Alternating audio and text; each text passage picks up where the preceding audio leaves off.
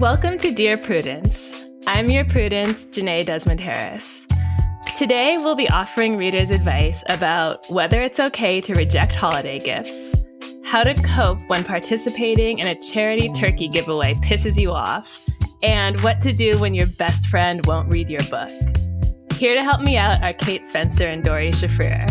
They are the co-hosts of Forever 35, a podcast about the things we do to take care of ourselves. Doree also co-hosts Matt and Doree's Excellent Adventure, which is all about navigating infertility and IVF. They're both authors who've written both memoirs and novels, and they're both my good friends in my head because I have been listening to their podcast for so many years. Thank you for joining me, guys. Oh my gosh, thanks for having us. Thank you. This is a real honor, so we hope to do our best. I hope you do your best too.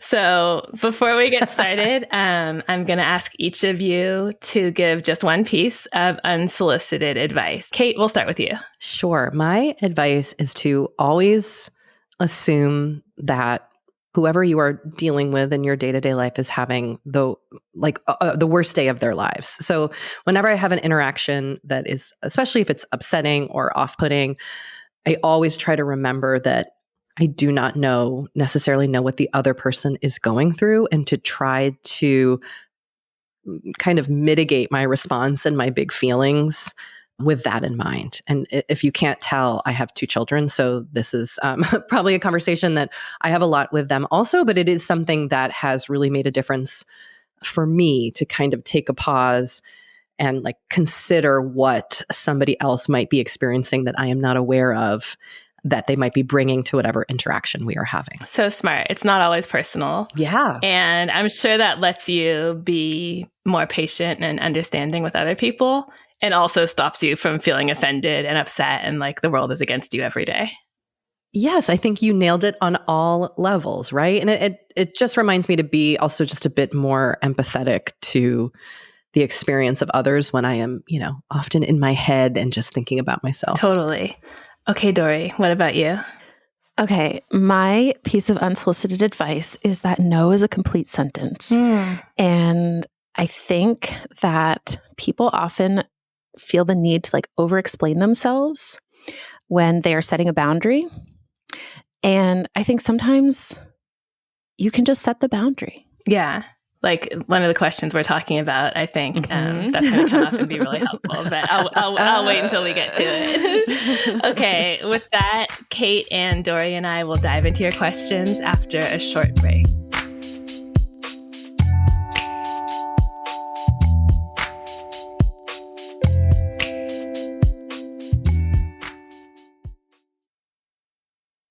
Can't get enough Dear Prudence? Then you should definitely join Slate Plus, Slate's membership program.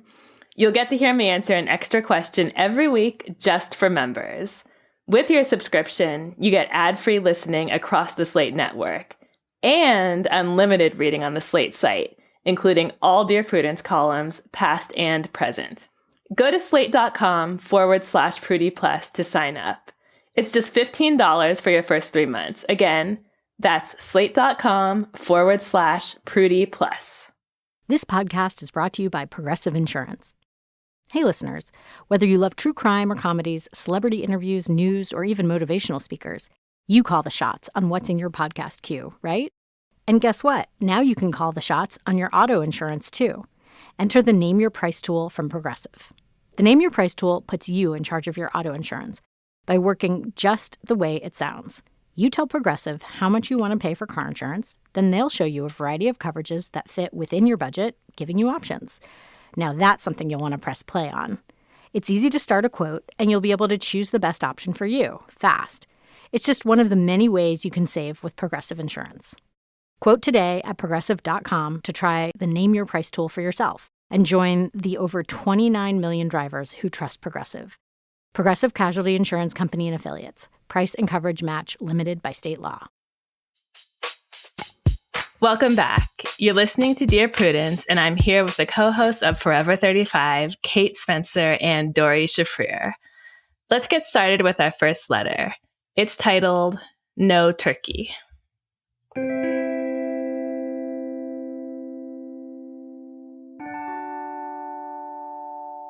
I I love my mother-in-law. She is a generous and kind woman, but I am tired of getting roped into her charity acts. We have a large outside freezer and 2 smokers, so on Thanksgiving, we would traditionally bring the turkey over to her house. Last year, she came up with the scheme to get very cheap turkeys the week before Thanksgiving and put on social media about giving away hot turkeys to people who couldn't afford ones themselves, and got my husband and me to make and deliver them. Rather than sleeping in and enjoying our holiday, we were up at dawn cooking turkeys and delivering them to the needy of our community. Half the people had better cars than us, and the other half were rude, greedy jerks. One lady changed the address at the last minute, requiring us to drive across town. Another refused to answer her cell or door and then cursed us out when we refused to come back. The last one sat her ass on her front porch and stared at the hot turkey, asking if that was it. No, thank you. Not even a happy Thanksgiving. My mother-in-law brushed this all off as charity is for the sake of charity, not gratitude. I call it sick of being scammed. My husband and his mother grew up in extreme poverty and were even homeless for a time. I understand the impulse to pay it forward, but I am not doing this again. Short of threatening to fly out to see my sister, how can I salvage our holiday? I was just laughing listening to it that she just kept saying hot turkey. Like, it makes a big difference the turkeys were hot. Anyway, I felt this letter was giving, I saw someone using food stamps to buy crab and it ruined my day vibes. You know? Yeah. Mm-hmm. Yes. Just because someone has a nice car, that does not, you can't ascertain anybody's financial needs or ability based on their cars. Right. I mean, I think that if someone signs up to get a free turkey, a free hot turkey, you can pretty much rest assured that for whatever reason, even if the reason is they spent all their money by mistake and now Thanksgiving is tough, they are in that moment in need of the free turkey, and you're helping them by providing the food. Yeah. And I do think the act of giving has to be done without any expectation. Right. Right? Like of their reaction or their response, or whether they're going to be rude, or there is kind of this expectation that folks should be grateful when receiving something. And I think if you're going to participate in this kind of act of giving to the community, you have to be able to go into it without doing it from a place of not needing anything in return from these people. I agree with all of this. I also feel like this letter writer is completely within her rights to tell her mother-in-law, I don't want to do this anymore. Absolutely. That's what I was thinking when you said no as a complete sentence. Yeah. I mean, the conversation next year can be, are you ready to deliver the hot turkeys? No. I'm not into it this year. I mean, I agree. I love the mother-in-law's perspective. Totally. I think that the letter writer sounds grouchy and ungenerous and definitely not in the Thanksgiving spirit, but she's allowed to feel that way.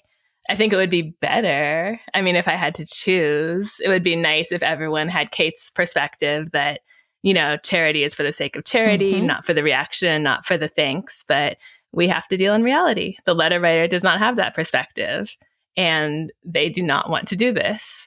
And I don't think we have to get to threatening to fly out to see my sister so quickly when I'll pass next year is available. The letter writer didn't really touch on this, but I personally would be curious, like, where is the husband in all of this?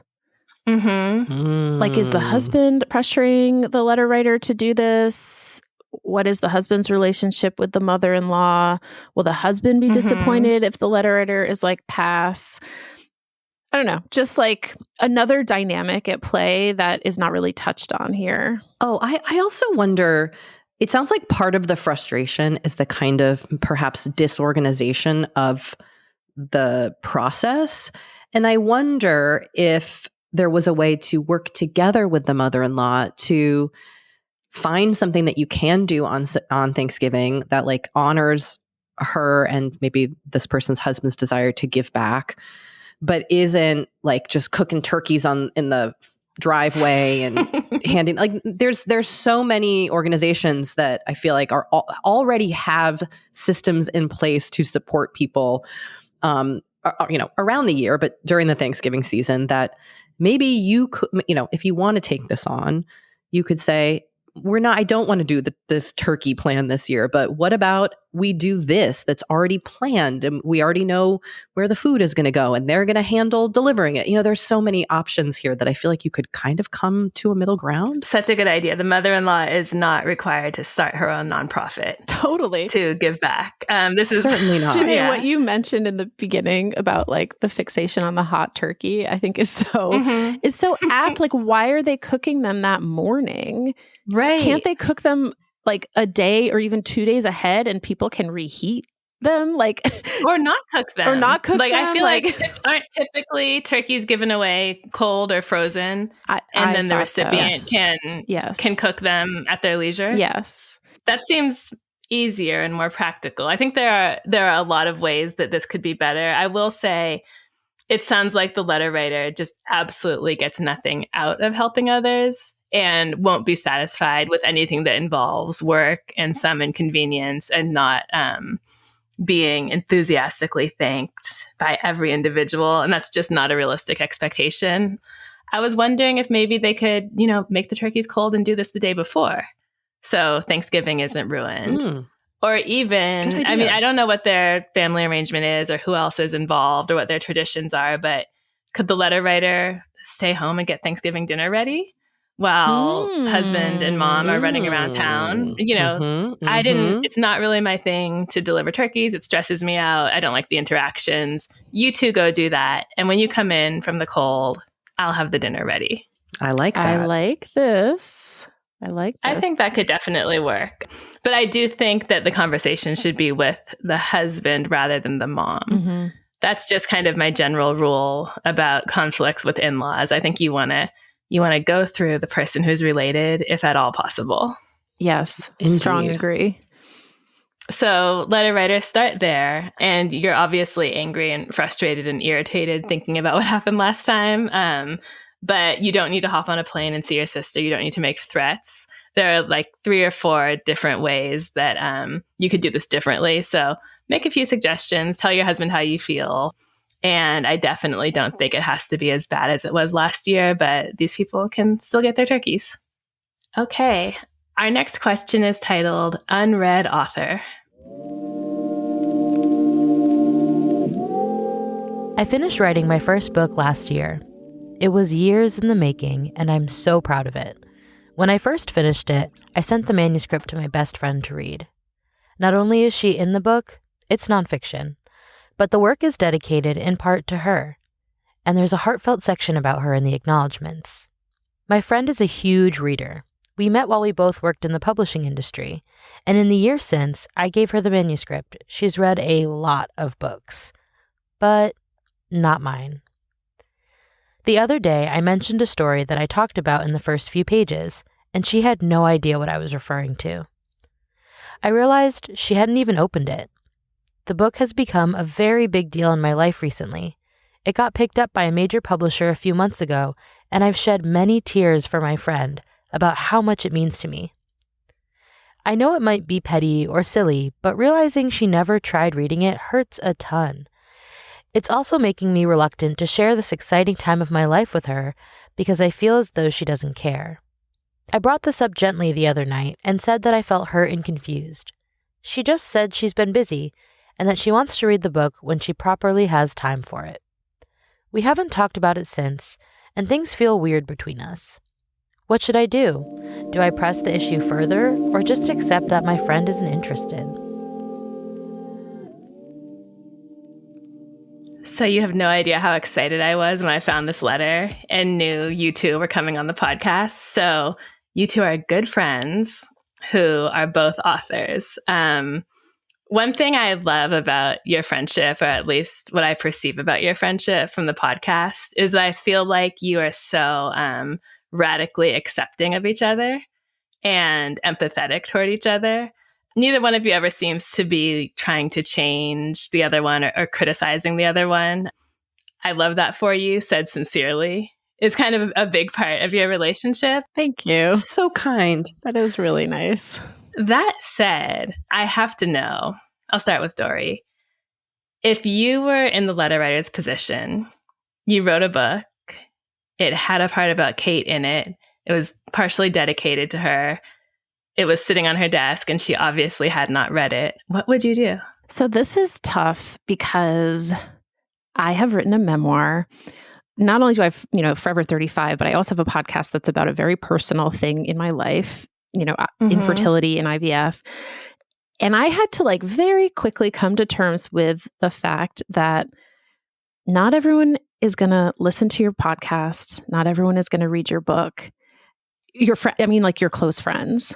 And that's okay. You have to let it go, I think. I will say, I have no idea what your friends' motives are. I cannot, I can't say.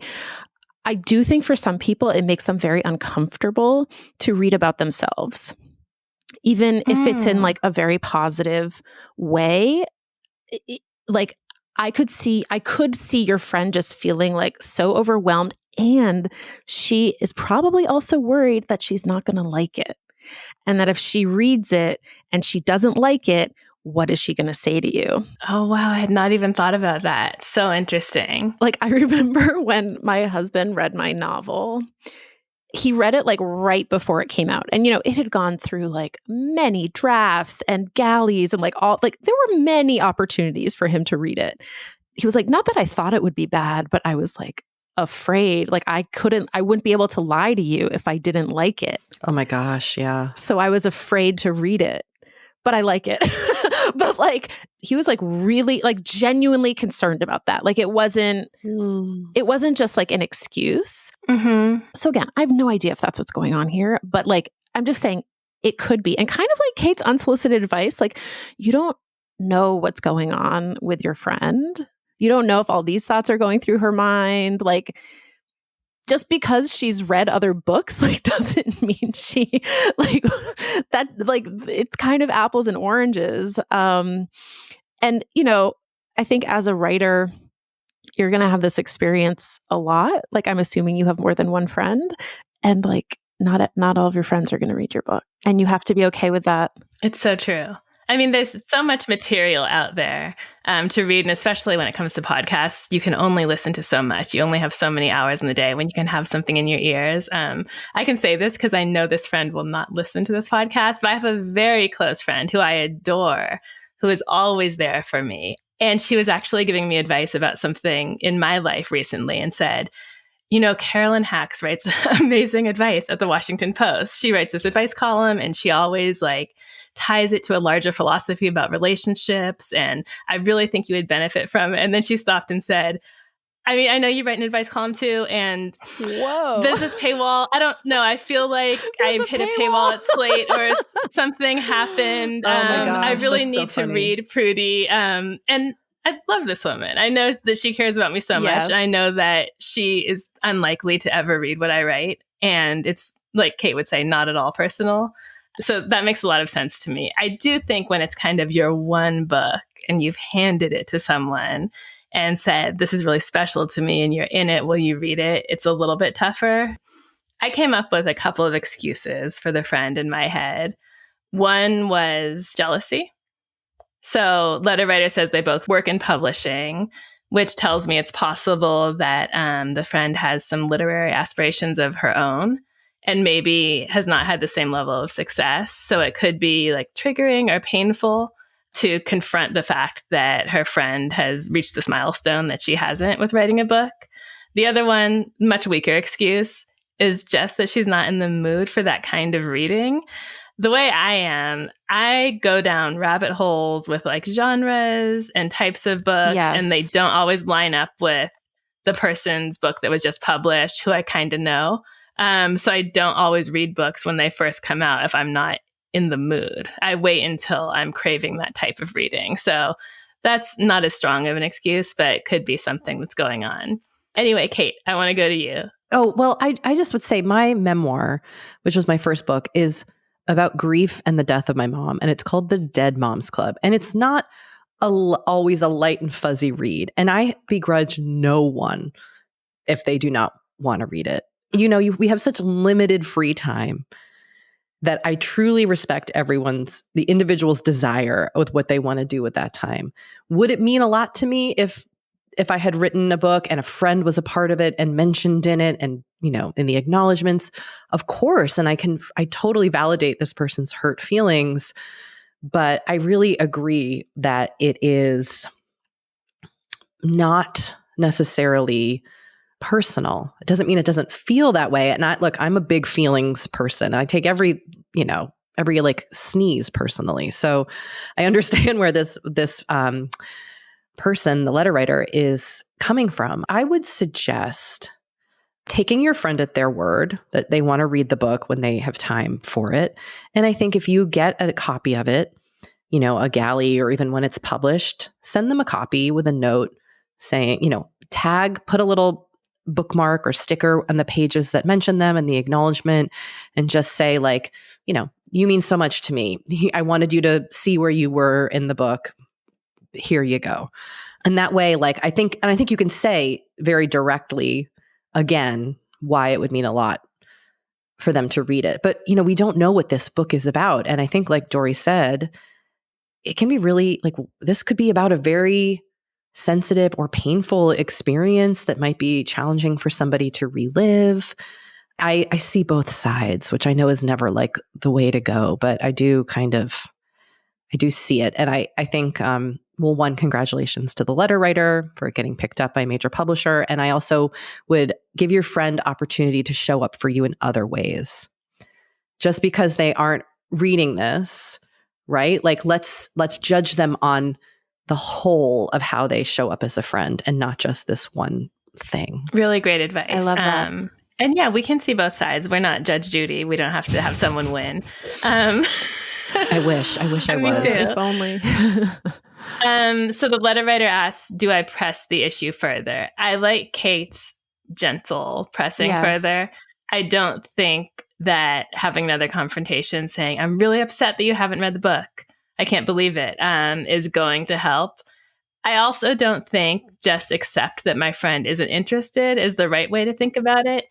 I don't think it's a matter of accepting that she's not interested. I think it's a matter of accepting that she's not in a place to read it right now for reasons that you don't know. And that don't mean that she doesn't care about you or your work. I do like Kate's idea of just kind of giving her one more chance without raising the stakes. You know what I mean? You're just sending her the book. I like the post-it. Yeah. Here's the part about you. You don't have to read the whole thing. Make it really clear and easy. I also think, Jenée, you're right. I know for me, especially in the last few years, it has been hard for me to read anything, including the things I normally read. Picking up a book sometimes feels really challenging. So I think kind of having some grace with that is key. We're all still kind of in it right now. Right. And then you pick it up and Instagram is right there. It's how long do you even last without getting distracted? All the games on my phone are calling me. So your friend might be playing some really good games on her phone. Don't let this end the relationship. I think she will read it. I think you want to give her time and you don't want to do damage to your friendship while waiting for that time to come. So just hang in there and congrats on the book. You're listening to the Dear Prudence Show. And when we come back, we'll be reading more of your letters. Stay with us.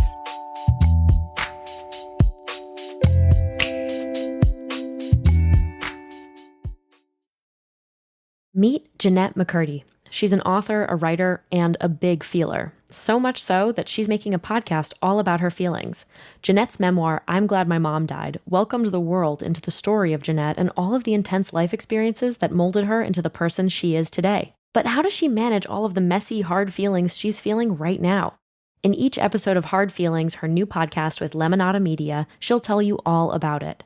Jealousy, shame, social anxiety, she wants to laugh about it, cry about it, and work through it with you by her side. Why? These hard feelings are a big part of the human condition. They unite us all, but only once we're willing to face them. Hard Feelings is out now, wherever you get your podcasts. Hey, this is Mary Harris, host of Slate's daily news podcast, What Next? Slate's mission has always been to cut through the noise, boldly and provocatively. This election season and Supreme Court term are no different. Important coverage like this, though, it would not be possible without the support of our Slate Plus members. So, I'm going to invite you to join us. with a special offer. You can try your first 3 months for only $15. That is $5 a month for your first 3 months of uninterrupted ad-free listening on every Slate podcast, member-exclusive episodes and segments of your favorite shows like Amicus and the Political Gabfest, and unlimited reading on the Slate site.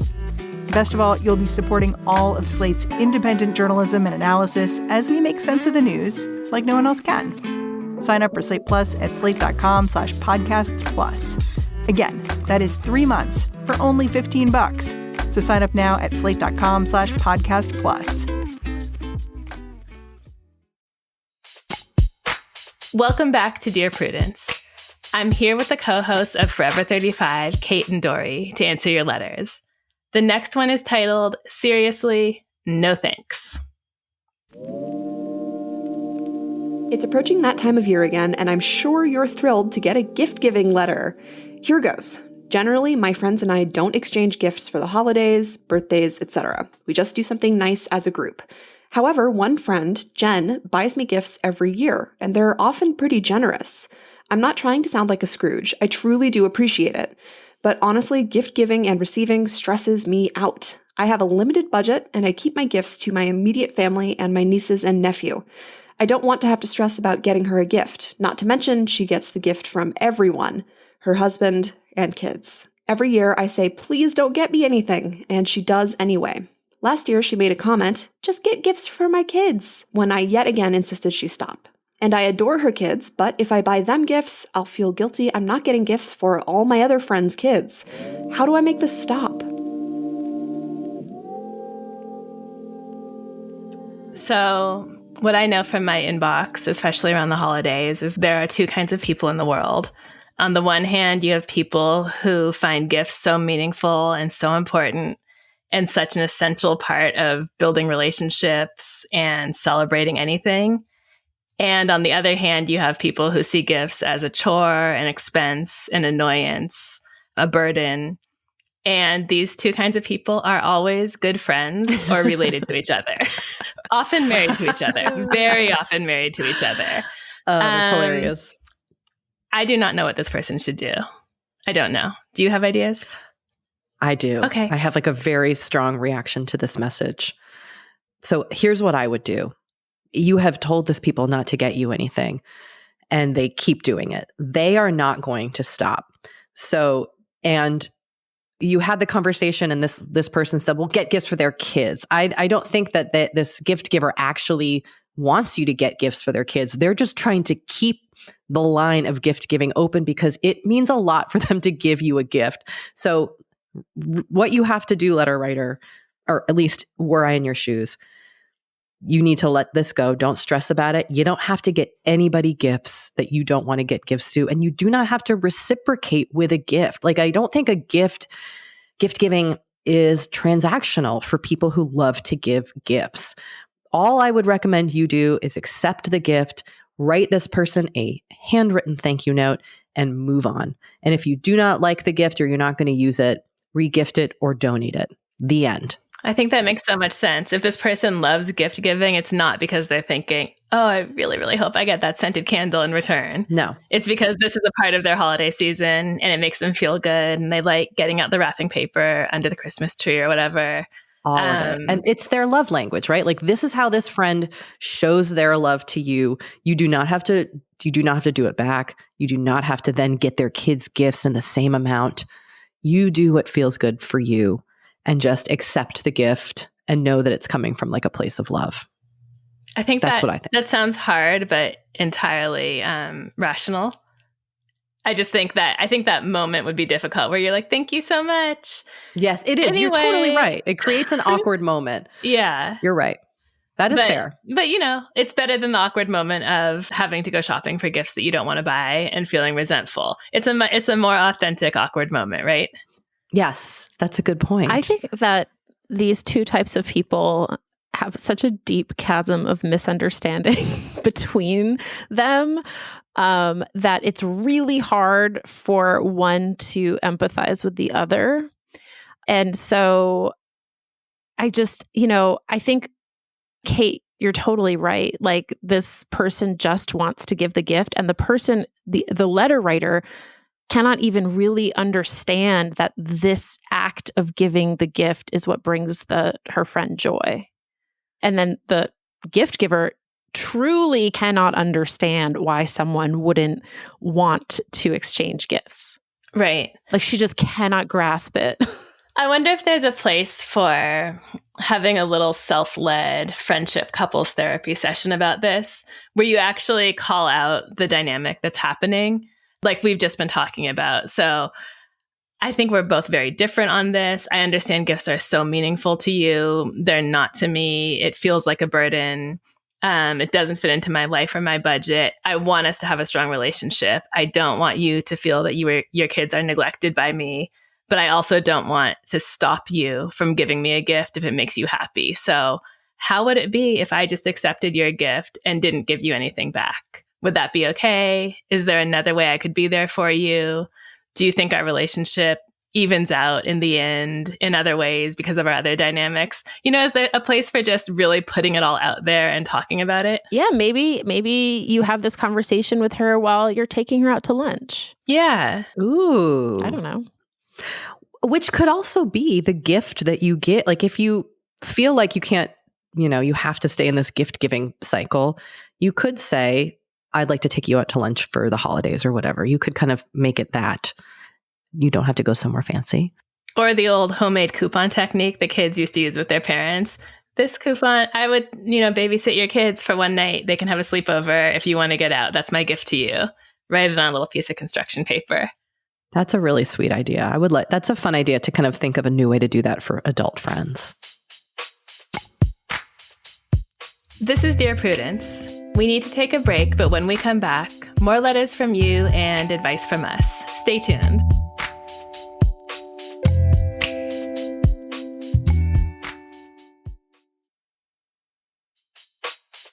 I'm Jenée, and you're listening to Dear Prudence. Kate, Doree, and I are about to tackle our last question for the day. Are you two ready? Oh, yeah. So ready. This letter is titled Pressed for Time. I'm 24 and recently started dating a wonderful friend, also 24, after a year of crushing on each other. When the two of us are together, spending time with one another, everything's perfect. The issue is that he wants more time together than I do in this phase. It's not that we like each other in different amounts, I think. We just have very different pre-existing levels of busyness. He dated his college girlfriend for 4 years, and they spent all their time together, so he has lots of unplanned time he was used to spending with a partner, whereas I was single for college and filled my time with lots of friends and activities that I want to maintain. We've discussed this and agreed to a plan where we see each other 3 to 4 times a week in various ways. Meals, walks together, longer dates, sleepovers, etc., which feels about right for me, but is less than his ideal. Every so often, he'll talk to me about being sad or jealous when I choose to spend time with friends or do a solo activity rather than spending time with him. He makes a point to say that I'm not doing anything wrong, and this is about his own insecurities. He doesn't want me to feel guilty. He just wants to be honest about his feelings in the name of sharing them with one another. The thing is, this does make me feel sad and guilty for hurting him, even though I know that I'm not doing anything wrong. This then compounds into feeling less able to enjoy the activity away from him as much because I'm thinking about how it makes him sad. I'm all for being honest about feelings, but would it be appropriate to ask him not to share these feelings of sadness and jealousy with me? Especially since I already know broadly that they exist and try to be mindful of his preferences when planning my time. How can I respond in a way that addresses his needs while not feeling guilty for spending time away? Is this just incompatibility? Kate, tell me if I'm mischaracterizing this, but I feel like I've been accused of being like too doctrinaire about being like, this person is not for you. But I read this. But you're normally right. And the red flags were just like popping up every sentence. There was like another red flag. And I am not a doctor. I'm not a therapist. But I get like strong codependency vibes here. And I also get like some controlling vibes here. of like, he wants to be controlling how much time you spend together, and he wants it all to be with him. I don't like this for you. There's a great book called Codependent No More. You might just want to pick it up and like leaf through it and see if it, like, just see if it resonates with you. That's all. Yeah, I was going to say, as like the Gen Zs say, this has like red flag energy. I don't like the same. Like, I'm being honest with you because I in the name of being honest. That to me sometimes this feels manipulative, and your response seems. I get it. I would totally feel guilty, even though I would understand that I don't have a reason to be. I think if you want to try to keep working on this relationship, you can keep communicating this. And if it doesn't change, like, this person is not the right person for you in that way. Again, not any sort of, licensed professional, but I think ultimately, like, if their behavior is not changing, you shouldn't have to change your behavior here. Yes, I agree, Jenée. It is a matter of incompatibility, I think. No matter how wonderful they are and the crush and all that stuff, sometimes when you get together in a romantic relationship, it just doesn't, it doesn't always connect in the way that you hope it would, and that's okay. Yeah, on my first read, I didn't necessarily see manipulative and codependent red flags waving everywhere. But I did see, sort of like in the gift-giving question, two different approaches colliding. So I think if you're, say you're 50 and you've been married for 20 years, it's normal for the default to be you spend each evening together, and the times you spend away from each other are the exception.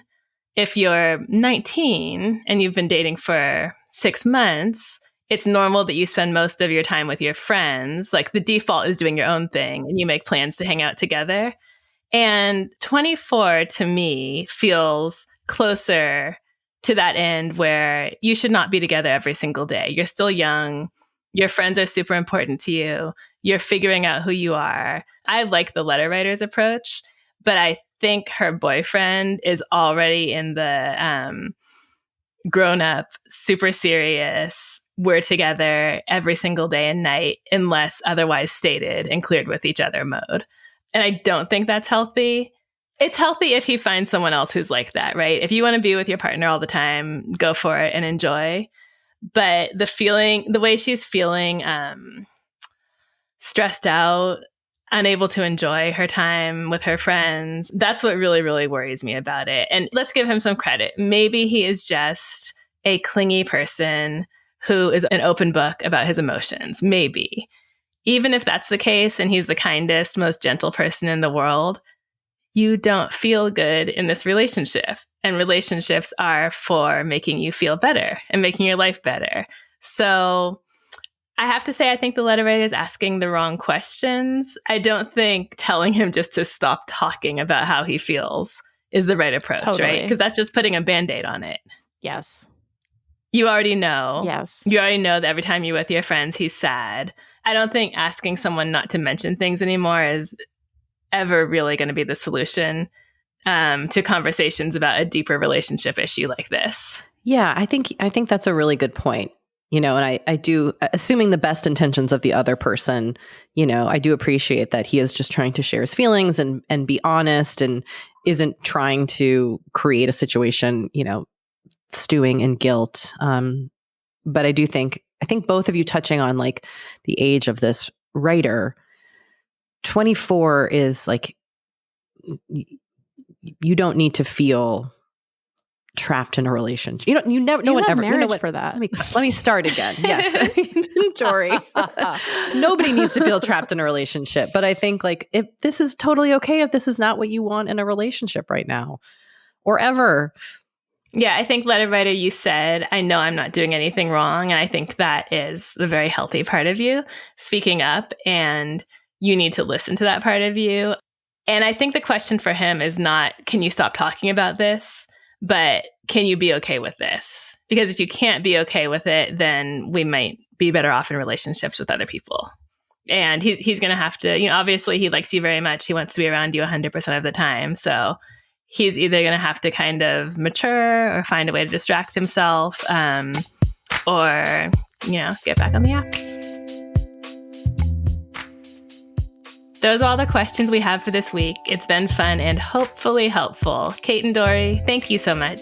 Thank you. This was so fun. Thank you for having us. For more of Kate and Doree, listen to their podcast, Forever 35. New episodes every Wednesday, and you can find bonus content on Patreon. Do you need help getting along with partners, relatives, coworkers, and people in general? Write to me. Go to slate.com/Prudie. That's slate.com/PRUDIE. The Dear Prudence column publishes every Thursday. If you'd like to hear your question answered on the podcast, we are looking for letter writers who would be comfortable recording their questions for the show. You can stay anonymous. Dear Prudence is produced by Sierra Spragley Ricks with a special thanks to Vic Whitley-Berry. Editorial help from Paola De Verona. Daisy Rosario is senior supervising producer, and Alicia Montgomery is Slate's VP of audio. I'm your Dear Prudence, Jenée Desmond-Harris. Until next time.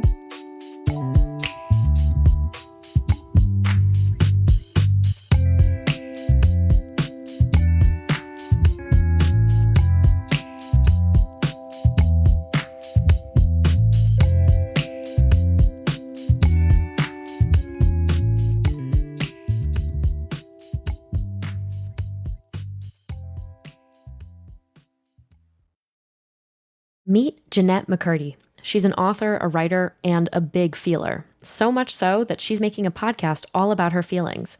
Jeanette's memoir, I'm Glad My Mom Died, welcomed the world into the story of Jenette and all of the intense life experiences that molded her into the person she is today. But how does she manage all of the messy, hard feelings she's feeling right now?